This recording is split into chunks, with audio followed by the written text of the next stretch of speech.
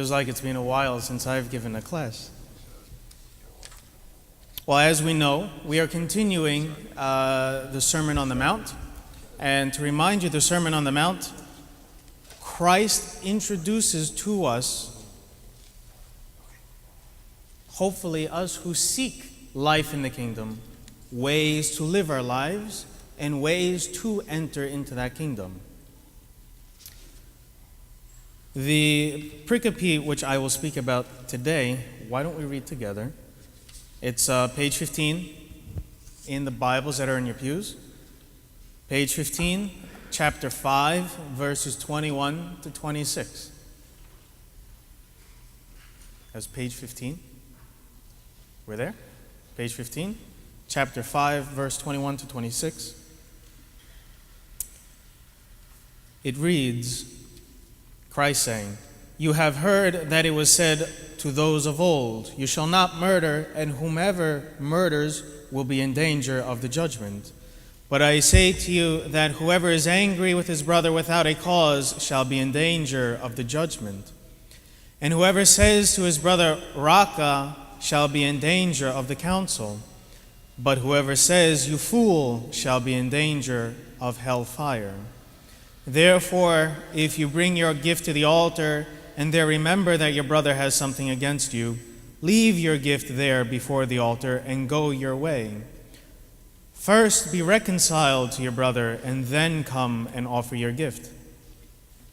Agree with your adversary quickly while you are on the way with him, lest your adversary deliver you to the judge hand you over to the officer, and you be thrown into prison.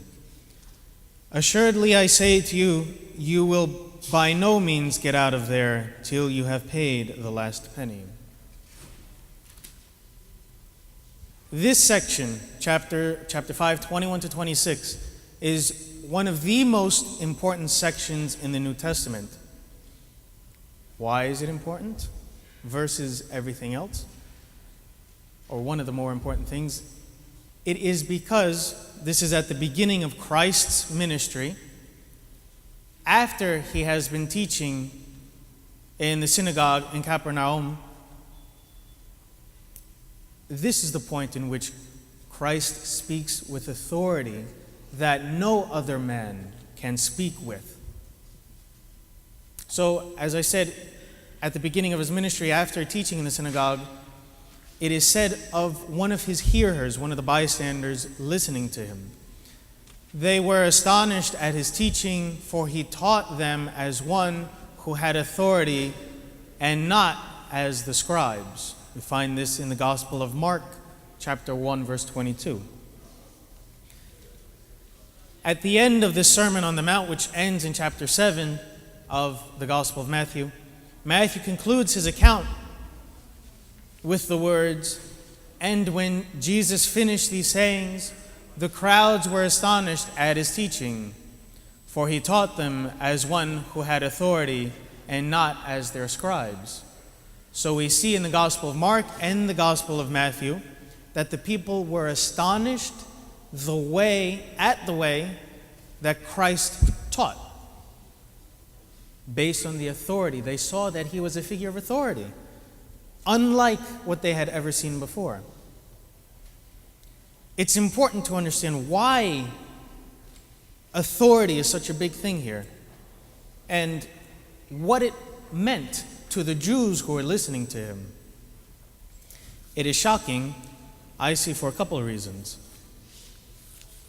First of all, to the Jews, the law, the Torah, was absolutely binding, and you did not deviate from it at all. It was God's word, and that was it.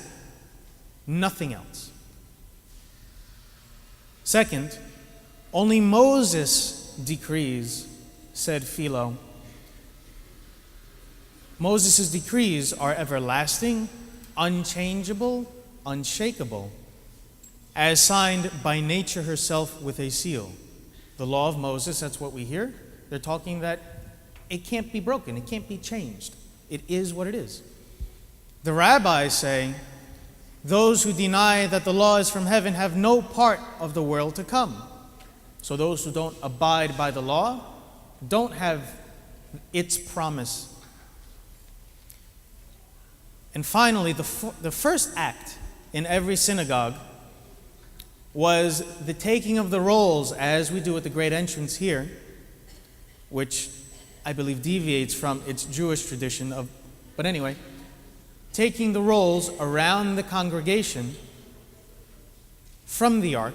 We have the Ark of the Covenant, so taking the scrolls that were saved, kept within the ark, taking them out and carrying them around the congregation so that the people who are there may give reverence to the law.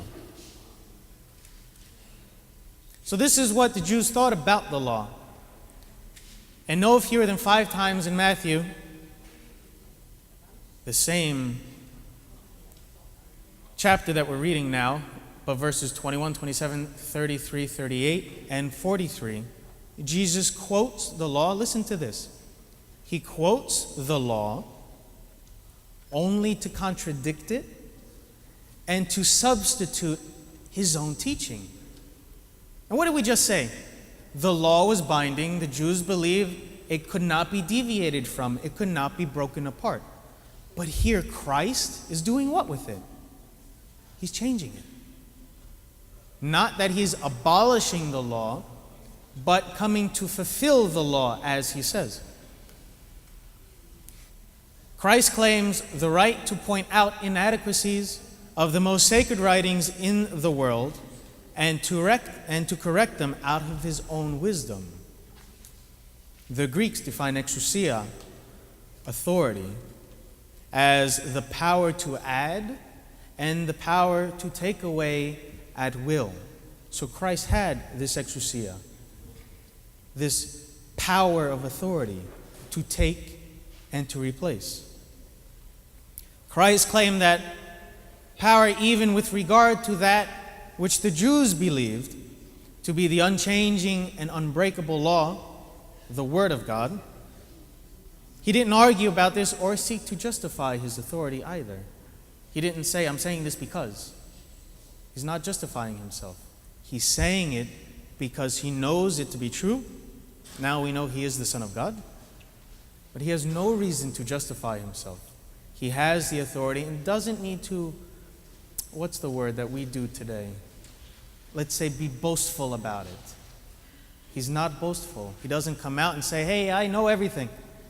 He's just saying it very simply and seeking no need to justify what he says. He is calm and without correction assumes this authority. To Christ, a statement required no authority other than the fact that he made it. Again, not justifying himself. He was his own authority. So to Christ, a statement required no authority other than the fact that he made it. He took the highest wisdom of men and corrected it because he is who he is. So now we get a little further into the gospel, into this pericope. And that is the new standard. So Christ establishes a new standard here. Startling as was Jesus' accent of authority, the standard which he puts before men was more startling yet. Christ said that in God's sight, it was not only the man who committed murder who was guilty, but the man who was angry with his brother was also equally, and if not more, as guilty and liable to judgment. It's not only the man who commits adultery who was guilty. The man who allowed the unclean desire to settle in his heart was also guilty. This was something entirely new, a new way of thought, something which the people had not fully grasped. It was Christ's teaching that it was not enough to commit murder. The only thing sufficient was never to ever wish to have committed murder. It was not enough to commit adultery. The only thing sufficient was never to wish to commit adultery. Are we seeing a pattern here? We have action, but before the action, there's got to be a thought. Christ's teachings is that thoughts are just important, and if not more so than the deeds themselves. A man is not judged by his deeds alone, but is judged even more by the desires which never emerged in deeds. We get that. Man is judged not by his deeds alone, and not only, but more importantly, by the deeds, the thoughts, which deeds did not come of. So just by thoughts we are judged. By the world standard, a man is good if he never does a forbidden thing. The world is not concerned to judge his thoughts. So we see the outward actions of people. The world judges those outward actions, not the thoughts. So we can't see into people's minds. We don't know what people are thinking. But Christ's standards not only judge the outer thoughts, outer deeds, but the inner thoughts, our innermost, deepest desires. And Christ, as we see, is intensely concerned with man's thoughts. The forbidden anger. This is the first example Christ takes in his new standard. The ancient law has laid it down, you shall not kill. We've heard that out of Exodus chapter 20. But Christ lays it down that even anger against his brother is forbidden. It is not enough to strike a man. The only thing that is enough is not even to wish to strike him. Not even to have a hard feeling against him within his heart. Christ forbids forever the anger which broods, the anger which will not forget, the anger which refuses to be pacified, the anger which seeks revenge. So he's taking this, you shall not kill. What comes, why would someone want to kill someone? I guess they're angry. They want revenge. They're not forgetting something that may have happened. And he's taking that a step back or a step forward. However you think of it, it's all about perspective. The thought, which is pre, but the action is after, and now in hindsight, looking back at the thought. So Christ forbids that anger, not just the act of killing, but the feeling, the desire which comes prior to the act. Now, the words of insult. We see here in verse 22, and whoever says to his brother, Raka, shall be in danger of the council. So to Raka, it's hard to translate. To call a man Raka was to, I guess, call him a brainless idiot, a silly fool, an empty-headed blunder. The closest word which we can come to it, the meaning of Raka, is contempt or perifronisi.